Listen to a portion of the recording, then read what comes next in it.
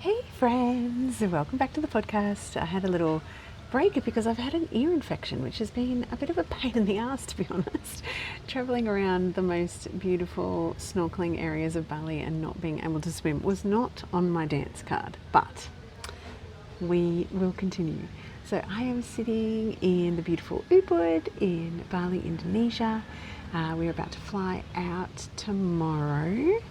So we are just enjoying the final day. It's been a bit rainy on and off. You can probably see there's a bit of cloud in the background here. And so I thought I'd take the time to do a bit of catching up. And what's going on in my world at the moment is I have had multiple conversations centered around identity in the last 24 hours. Different client interactions and also my own ponderings on why I'm feeling so damn discombobulated. And I think, to me, when I think about identity, it's like, where does the who you are right now, who you've been taught to be in the world through conditioning, which may be from your family, it may be from education, it may be all the isms, it could be patriarchy, misogyny, blah blah, like all of the big systems of oppression. It could be conditioning around the right way to behave from your family, and of course all the other layers that go to make up who we are, right? And I've been feeling into the gap between the who you were taught to be and the who you came here to be. And if you are a super lucky human being, or maybe, I don't know whether I'd say lucky, but maybe if you're a unicorn human being, you might have ended up growing up in a family where all of the conditioning was really helpful and in alignment to who you were meant to be in the world. And you may have grown up in, an area of the world or got enough life experience of the world where you haven't been particularly impacted by any of the major systems of oppression. Maybe that means that you have grown up in, I don't know, a particular type of body or a particular type of culture or society or class or whatever. But for the majority of us, we, tag this life purpose. We come down here to have this experience in a skin suit, and the skin suit experience quite often gives us feedback about, our natural way of moving through the world not being particularly correct or right. And so we learn ways in which we need to be approved of, to be loved, to have a sense of belonging, to feel safe. And all of those layers, layer and layer and layer. And then if I go back to my genetics end of things in training, and even this was so clear when I had my children, because we have two girls 12 months apart, and they are so different, and they were so different from the time of birth.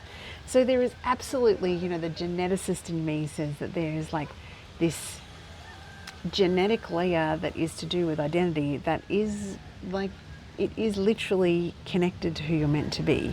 So you come down, you've got a genetic imprint, but of course then if you want to layer on top of that, your environment turns on and off genes, and of course your conditioning is going to impact whether you are in your full self-expression or not. So anyway, thinking about identity in terms of there's this individual you having this individual experience, and that individual experience is absolutely going to be impacted by, yes, your genetics, yes, your epigenetics, yes, the macro systems of oppression, whatever you were impacted by. And of course, the positive forces in the macro system. And then when I think about identity, there's this micro layer of so what side of the river did you grow up? When I grew up in Brisbane, there is such a culture thing between north side Brisbane, south side Brisbane, inner city Brisbane, outer, more regional, rural edges of Brisbane, although Brisbane's a lot bigger and a lot more spread out now. But there was that sort of thing. There was did you grow up and go to a private school or a public school? What sort of friends group did you have? Did you associate, as the sticky note of the brainy one, or were you the sporty one, or, and what was going on in your family of origin, right? So all of those layers add up to the who you are right now. And then you start doing shit I don't know, going slow traveling for a year. Or you are growing a business and you have this side of you that's a very driven part of this identity, and then there's also this like emerging awareness of like, I don't want things to necessarily feel like that. And then we start to question, what's the gap here? Is the who that is speaking in this moment the who that I was meant to be, the who that I was born to be, the who that I came down here to be? Or is it these conditioned parts? And how do I pull them apart, right? Because, I was talking to someone in my new program, Good Girls Do Not Lead Revolutions, which you can get at the link down below this episode. And, the lady was like, why can we not see ourselves for ourselves? And she introduced the analogy that I've heard before as well, as like, you're inside the jar, so you can't see the outside of the jar. You can't see what's in it because you are inside. And it's like, if you're a jar of pickles, you can't tell you're a jar of pickles because you're inside the jar of pickles and you don't know any different. So I think there's that, but I also really truly believe that there is natural turning points or transition points, and for women it absolutely, one of those is the entry across the threshold of all the major rites of passage. So puberty and how that was dealt with. If you became a mother, the maiden into mother, and even if you didn't become a mother, like there's so many people in my world at the moment who are not, yes, biological mothers, but have mothered and cared and nurtured in so many ways, and often are healers and helpers as well. So there's an identity piece around that. And then this identity of like, okay, so now I'm going through perimenopause or menopause transition. So am I comfortable with the idea of transitioning to the crone? Do I resonate more with this, like, I don't know, like, there's so many different ways of talking about this, and one of the words is the MAGA sort of, or MAGA sort of archetype, and because there's so many connotations in the world with that MAGA word, I don't really want to use them. It's almost like I want to say like the Empress era or the Queen era, or the era of beginning to really, really question when that hormone of accommodation drops and you start looking around going, what the fuck is going on here? That it's really, really important that in these transitions that we are so gentle with ourselves, and yet I want to say radically responsible as well, because there is so much responsibility required when we are going through transitions, and we start to notice that old ways of being, or old ways of approaching, or old ways of self-talk, old ways of being radically self-responsible or not, and the spectrum that comes with those two things, are not working anymore. Or old identities that are, coming online. It's like, I'm so used to working towards something. I'm so used to achieving something or ticking things off. And then I get this sense of like, I don't want to actually move forward anymore. And then the obvious question is, well, who the fuck am I? If I'm not working in that way towards something, like, who am I then? And, as much as it's fucking uncomfortable, there is an inkling inside of me at the moment of like, my level of being able to hold the discomfort of not really knowing what is going to happen as a result of this major transition. And, it's a funny thing because a lot of these transitions are almost like thrust upon us or happen because of like a biological shift or whatever, like the perimenopause transition. But for me at the moment, I find myself, we've been in Bali for a full month, I was about to say year, and I woke up this morning and I felt really, like I have had definitely huge chunks of time of really, really strong homesickness, which I thought I would be a little bit homesick, but I have to say not to the extent that I am. I really, really miss our girls. I think if the girls and their partners were with us, then I wouldn't be feeling like this. Like, my overwhelming feeling would be, I love this lifestyle of seeing different things and, experiencing different cultures and sitting on a rooftop doing this instead of sitting in my office in country Queensland. My freshly unmedicated ADHD brain loves the newness. And it's wild to me that we've been away for a month and there's 11 more months to go, and there's a part of me that's like, I want to go back to my identity in Australia. I want to go back to having my kids just around. I'm going to make myself emotional.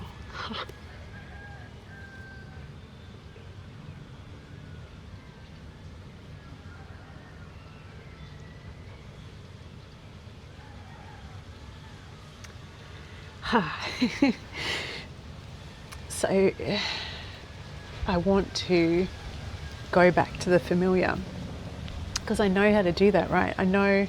It's so funny too, because one of my identities that I've often held, and this is from being like, a hyper individualized person, because those of us who grew up in childhoods where one or several spaces didn't feel safe, you learn to be hyper vigilant, hyper independent, to meet your own needs, to not expect or ask for anything from other people. And so it's funny, one of the things that's dissolving at the moment is like this idea that I am somehow this lone wolf type of person. Like I always kind of almost prided myself on, I don't really need much from anyone. That is absolute bullshit. It is bullshit. I had a moment in the shower, I was like, I am not a lone wolf. I am so a pack animal. And, every other time that we've done any of these big movements, we've done it with our kids, with our family. And so the pack has always come with us, and leaving Australia without the pack has been really testing and trying at times, I have to say.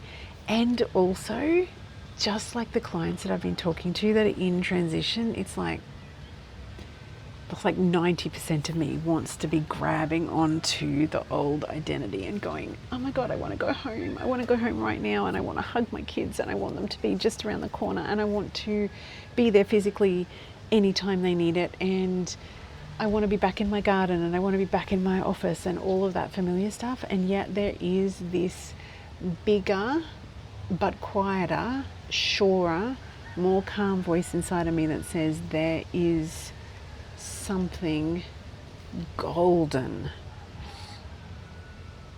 that will unfold across the time when I allow that old version of me to let go. Not saying that I will ever love being away from my kids, but there is, my husband and I were just talking about this, a big part of me that's like, yeah, actually there is, you can get into Groundhog Day so much, and you can get into Groundhog Day with your identity as well. It's like, oh, I do it that way because I always have done it that way. And I've always been someone that makes, big, bold moves. I could label that as ADHD, but I also think that there is an adventurer in me that wants to take risks and fuck around and find out, right? And there's a quiet part of me that's like, yes, you're in the gloop, you're so deeply homesick. There's parts of me that are seriously doubting whether I can do 11 more months, and really, really strongly saying, what have you done? And there is a quieter, surer part of me, just like there is for the majority of us when we're in the, I have this beautiful client, and she's like, I'm in the gloppiness. And what she means is that icky state in the in-between. I'm not that old identity, I'm not this one, I'm somewhere in between. And the letting go and being in free fall between the two trapezes is really fucking scary. But also the wise part of us knows that there's something on the other side. And I think for all of us, there is an invitation to just trust that the wise woman inside of you, your desires, the gloppiness that you feel in the in-between, you can trust it. We're so addicted to ways of being that are so habitual. And when we are in that habituated state, it is so much more, I'm talking from my own lived experience, for me, it is so much more difficult to say, all right, I'm going to make a big change, if I'm still in environments or, daily habits where they are almost supportive of the old identity. So I guess my key message for this episode, it was part catch up. She's homesick. Oh my goodness, I've definitely had a day of it. And also, if you're feeling like you're in the space in between is just as valid a space as the space where you're rock solid. Oh, did you see that? Butterfly just went past. Yeah, the space in between is as valid a space as when you know exactly who you are and what you're doing and what's next and what you're working towards, and how you would capture yourself in words. Because you're not here to stay stagnant, and you're not here to only be the conditioned version of you. You're here to be the full you that you were born to be, and the only way we can do that is continually shed skins. And I might be a wild human being because I love change, but also there's huge parts of me that are terrified by change as well. I think that's a pretty human response. And yeah, it's okay to be terrified. It's okay to be terrified, and it's okay to be homesick, and it's okay to miss parts of yourself, and it's okay to feel like you should be moving forward when you're stagnant, and it's okay to feel gloopy or gloppy or in the mud or stuck, because I think too often we value the feeling of making progress or evolving, but we forget that the dissolving and the grieving of parts of ourselves and the letting go of old identities is just a part of evolution, as the expansion and the wins and the achievement or whatever it is that we're working towards. So yeah, from me to you, just remember, identity, yes, there's a genetic component, and yes, there's this micro and macro conditioning, but there's also this massive big permission slip that just because you have always been a particular way does not mean you always have to be. And if there is a yearning in your soul for something different, I think it would be wildly, wildly sad and a waste of life force energy to try and resist it. Whew. That's a little note to self, isn't it? Enjoy.